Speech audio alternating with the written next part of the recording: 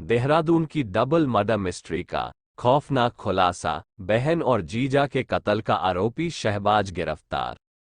मां बाप की लाशों के बीच जिंदा मिला था 4 दिन का मासूम। पुलिस ने 10 दिन बाद खोला मर्डर मिस्ट्री का राज, हत्यारा भाई को किया गिरफ्तार। तारीख 13 जून 2023 देहरादून पुलिस कंट्रोल रूम को सूचना मिली कि क्लेमेंट टाउन के एक घर से बेहद बुरी बदबू आ रही है। जानकारी मिलते ही पुलिस मौके पर पहुंची और पुलिस के साथ जिसने भी घर के अंदर का मंजर देखा उसके रोंगटे खड़े हो गए। कमरे के फर्श पर पति पत्नी की लहूलुहान लाश थी जो लगभग 2 से 3 दिन पुरानी लग रही थी। कमरे में काफी खून जमा हो चुका था। हैरानी तब हुई जब इसी कमरे में एक छोटा बच्चा जो 4-5 दिन का था मृतकों के बीच में पड़ा था, जिसकी सांसें चल रही थी। ये बच्चा मृतक काशिफ और अनम का था, जिसको 108 के जरिए अस्पताल पहुंचाया गया। अब पुलिस के सामने सबसे बड़ा सवाल ये था कि ये आखिर घर में काशिफ और अनम की हत्या किसने की। मौके पर पहुंची एफएसएल टीम ने साक्ष्य जुटाए, लेकिन काशिफ और अनम के शव सड़ चुके थे। पुलिस के लिए शुरुआत में कुछ भी बोलना संभव नहीं हो पा रहा था। पति पत्नी की लाश का राज, यूं तो शुरुआत में ये केस सुसाइड माना जा रहा था, लेकिन वजह साफ नहीं थी कि आखिर आशिफ और अनम ने अपनी 4 दिन की बच्ची छोड़कर दुनिया से अलविदा क्यों कहा दिया। अगर उनकी हत्या हुई है तो कातिल कौन है। किसी ने कहा कि काशिफ पर कर्ज था, लिहाजा उसने बीवी की हत्या कर खुदकुशी कर ली। इस घटना के संबंध में एसपी सदर को मौत के सही कारणों तक पहुंचने के निर्देश दिए गए। पुलिस के लिए भी कहानी गले से नीचे नहीं उतर रही थी। लगातार मामले में पूछताछ की जा रही थी। काशिफ व अनम के घरवालों से भी पुलिस की पूछताछ जारी थी। पुलिस अपना काम कर रही थी।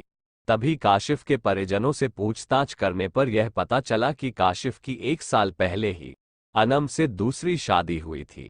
ये जानकारी मिलते ही काशिफ की पहली पत्नी नुसरत पर पुलिस की शक की सुई जाकर रुक गई, लेकिन मोटिव अभी भी क्लियर नहीं था।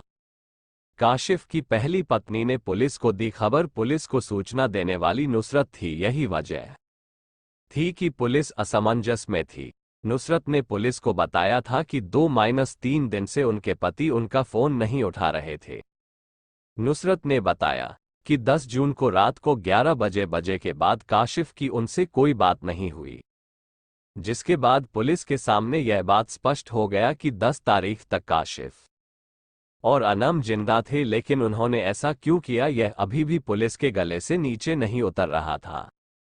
अधिकारी लगातार मामले की अपडेट ले रहे थे। कई सीसीटीवी खंगाले जा रहे थे कि अचानक पुलिस के हाथ एक महत्वपूर्ण सुराग लगा। पुलिस ने जब घटना के सीसीटीवी खंगाले तो पता चला कि 12 तारीख को एक वर्ना कार काशिफ के घर के पास पहुंची थी। संदेह होने पर पुलिस ने गाड़ी के नंबर खंगाला तो पता चला कि यह गाड़ी काशिफ के दोस्त अश्वद की है। अब पुलिस की राडार पर अश्वद भी आ गया। अश्वद से पूछताछ की गई तो अश्वद ने बताया कि उसको इस बारे में जानकारी नहीं है। दोनों शव ठिकाने लगाना चाहता था। शहबाज दरअसल अश्वद की कार अनम का भाई शहबाज लेकर पहुंचा था, जिसके बाद पुलिस ने शहबाज से पूछताछ शुरू की। चूंकि शहबाज अनम का भाई था, इसलिए उस पर शक होना थोड़ा मुश्किल था। पुलिस ने शहबाज के कॉल डिटेल खंगाले और पुलिस के सामने कई चौंकाने वाले खुलासे हुए। केस में हर दिन नई परतें खुल रही थी। 10 तारीख की रात को शहबाज का फोन बंद था, जो कि 11 तारीख को शहबाज ने फिर से ऑन किया, जिसके बाद पुलिस का शक और गहराया। अब मेन सस्पेक्ट में शहबाज ही नजर आ रहा था।